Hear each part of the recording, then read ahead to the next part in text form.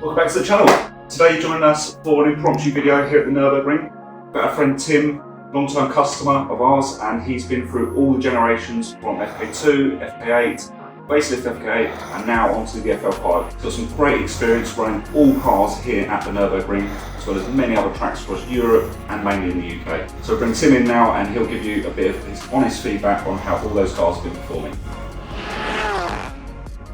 So I started off with a few older generation EP3 civic type cars and had a couple of those. Got into Hondas in a big way throughout those cars and the Honda scene. Naturally, when the FK2 became apparent, I first spotted the concept vehicle for the FK2 on Honda's stand at the Goodwood Festival of Speed. Absolutely awesome look and feel with devil type spoilers. Got me hooked on how that looked, waited for the year that then took from the concept to deployment from Swindon Honda. And I purchased my first FK2 Milano Red. Not having had a turboed Honda before, it was a good opportunity for me to start modifying the car, which led me to Phil and Dream Automotive. Phil and I then spent many years modifying, tuning, tampering, trying to improve with different air intakes, different intercoolers, different suspension upgrades to try to make the FK2 a slightly better platform. The FK2, as many people know, was quite a rigid chassis due to its beam axle on the rear. That made the car quite fidgety and uncomfortable under heavy braking, which at many tracks, including Spa, caused me a few headaches. Ultimately, then that led on to the FK8. Yeah, so the modifications we made to the FK2 were mostly around engine temperatures. So the FK2 platform particularly struggles with engine temp and oil temperature. And also intake temperatures. So the first project we embarked on was working with Phil to develop the Dream intercooler. We tested a few of the competitive intercoolers in the market for the FK2, and we came out with a very, very good platform with the Dream intercooler, which helps immensely to keep intake temperatures down. The other platform we experimented with was intakes. So the intakes really helps the air coming into the car, and being a turbo car, obviously that generates more power and helps to keep power consistent, which is so more important on track. We then went, after making those two modifications, we then went into engine mapping to try to get the best performance out of those modifications. And the engine tuning, we managed to get the car up to somewhere around 380 horsepower, which was around 400 foot-pounds of torque, which is, in my opinion, the sweet spot for that engine and that platform. It helps you to maintain the power output in the car, being able to get your wheels and tyres to the track, but also being able to gain that extra power, which gives you an advantage in a straight line. Obviously, we changed the wheels and the tyre packages for track days. I can't remember off the head what tyres we were running then, but I've always run Yokohama 808s, so I'd imagine it was those. I think we ran Oz Super Turismo wheels. The FK2 platform itself, we didn't experiment too much with suspension upgrades due to the short period of time that car was out. And then the impending FK8, which was released in 2017. So having driven the FK2 at the Nurburgring and then taking it on to Spa afterwards, you could tell with the beam axle that although the front end was very stable on the FK2, under heavy braking, the back end had a tendency to try to overtake the front due to its sort of fidgety nature. It was a little bit unsteady through corners. Under enormous power, the incredibly performant diff in the front of the tyre bar would pull the back end round. But stability with the beam axle on the rear of the FK2 was definitely a problem.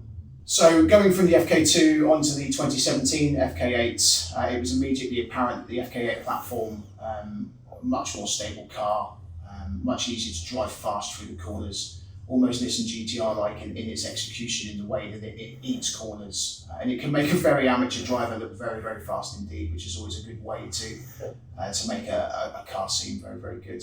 The FK8 platform advanced immensely in gearbox quality. Shift was just phenomenal in the first FK8. The way in which the engine used to pull, so the power delivery in the FK2 as standard is very, very heavy on the turbo delivery from say 2.5 to 3,000 up. The FK8 felt a little bit more like a non-turbo car due to its lighter flywheel with the power delivery.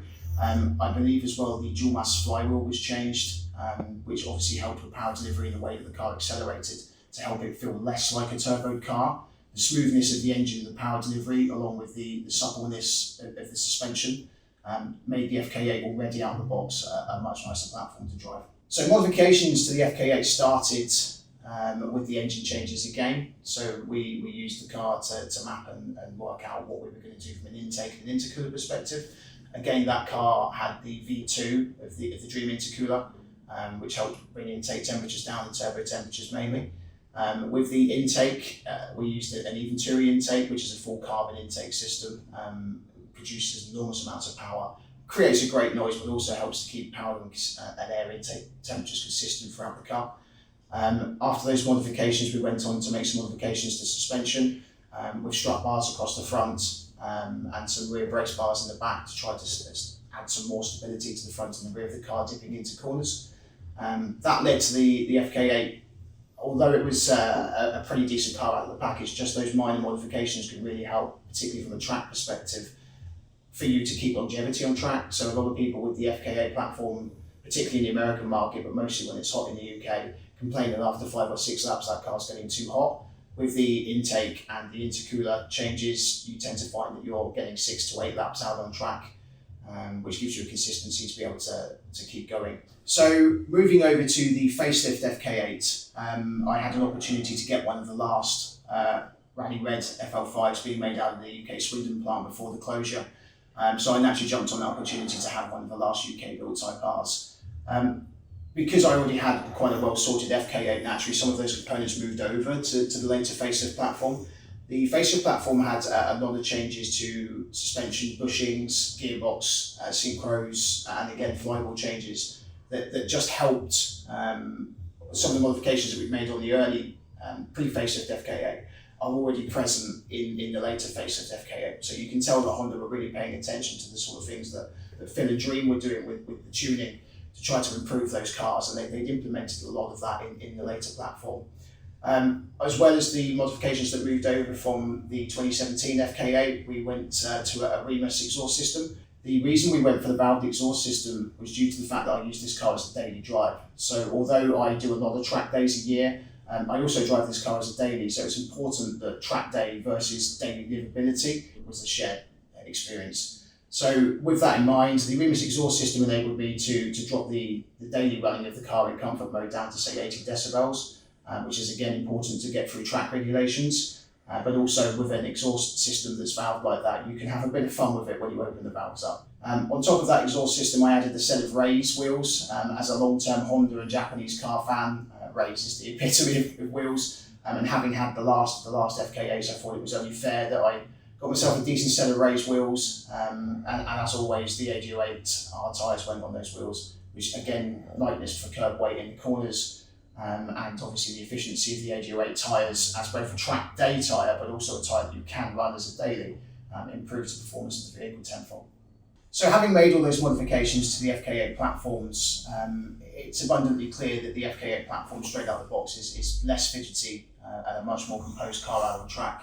But having made those modifications at places like the Nurburgring, where you are running at a high speed for the majority of the time, but also it's a 13-mile long circuit and the car's under immense strain, you notice that the platform itself is infinitely better when it comes to stability, that the modifications that we made to the car enabled the car to run at speed for a much greater time, which at places like the Nurburgring, from braking performance to engine and oil temperatures, is incredibly important. We tried several brake pads to try to keep the brake temperatures down, including Project Muse, several different sets of OEM pads, DS2500s, and actually, having tried a lot of those pads, the OEM pad is very good. You get performance from heat longevity from something like the Dixel. The Project Move pad holds a lot more heat, so there's a lot of advantages and disadvantages to those pads, but having tried many of them, it's horses for courses. It's good to get a performance pad if you're running, say, here at the Nurburgring. If you're running shorter tracks, sometimes the OEM pads are just as good. There isn't a definitive pad, in my opinion, that is the best pad. Sometimes it's good to just try your luck with different pads at different circuits. But certainly here at the Nurburgring, both the OEM pad and something like the Project Mu or the Dixel have massive advantages to braking temperatures. So that leads me on to the FL5, which is my current vehicle. It's my first time here with the FL5. A lot of people talk about price point on the FL5. We'll touch on that a little bit later. For me, I had a very well sorted, very, very well engineered FK8 with the help of Phil and Honda's native platform. The FK8 was very difficult for me to say goodbye to. Having done countless track days in it, I've become very familiar with the platform. The FL5 is a car that people are obviously saying is quite expensive in comparison to the FK8, and that may be true.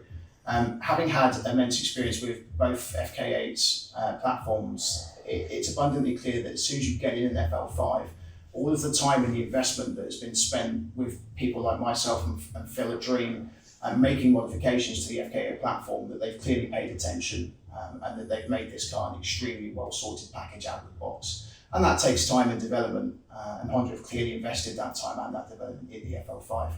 Taking the FL5 out on track for the first time here at the Nurburgring this weekend, the car is extremely well behaved, it's very compliant, even in Type R mode, which isn't as hard as some other videos may tell you. It's an extremely balanced platform, the braking is exceptional out of the box, the temperatures are lower, the cooling is better, and the performance overall on the Nurburgring is outstanding for a standard car. We've done things with my car like migrate over the Blitz strut bars to give it a little bit more front stability, and there will obviously be some development on the FL5 with Dream as we move forward with the FL5 platform. But out the box, the gearbox is tighter, the synchros are better. You look at things like the Acuity shift bushings that you can put in the FK8 and FK2s, which improve that gearbox. The FL5 feels like it's got those out of the box. Rifle bolt position in the gearbox, the way in which the intake functions, you're getting much better air intake temperatures on the FL5. We have tried this weekend with the new Piper Cross filter, which is immense fun when it comes to noise, and actually from my experience has brought intake temperatures down by a few degrees out on track. We were expecting that to heat soak and it didn't, so that was good news on the intake front.